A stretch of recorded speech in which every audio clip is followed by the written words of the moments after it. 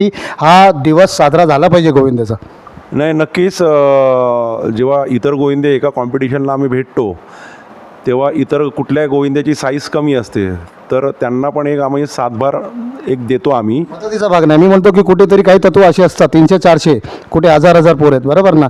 कुठेतरी काही तत्व अशी असतात ते चुका बिका करतात आणि छेडखानी किंवा काय अशी गोष्टी होतात, तर त्यांच्यासाठी मेसेज काय देण्याकरिता कुठेतरी बघा गाळबोट लागता कामा नये, त्याचा वापर इतरांनी करू नये. हा एका विशिष्ट धर्माचा, विशिष्ट राज्याचा, विशिष्ट देशाचा हा एक सण आहे, बरोबर की नाही. या सणाला कसा साजरा होण्याकरिता काय मेसेज द्याल?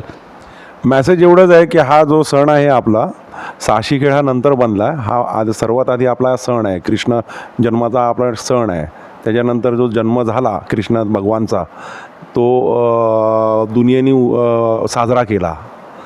तर त्याच्यामधनं एक मेसेज असाच आहे की तुमची विन ओव्हर इवल, म्हणजे एक सत्याचा एक जीत म्हणून एक प्रतीक आहे तो.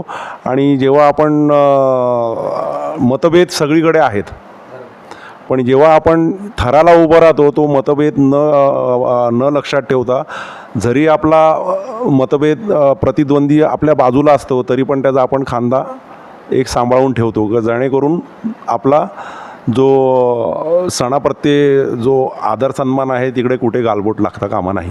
नक्की. ॲक्च्युली गोविंदा विषय असा आहे की आपण व्यवस्थित एकदा एक्सक्लुझिव्ह घेऊन, हा विषय मोठा आहे, संक्षेपमध्ये आपण करू शकत नाही. आता आपण इथे थांबूया. नक्की भेटूया.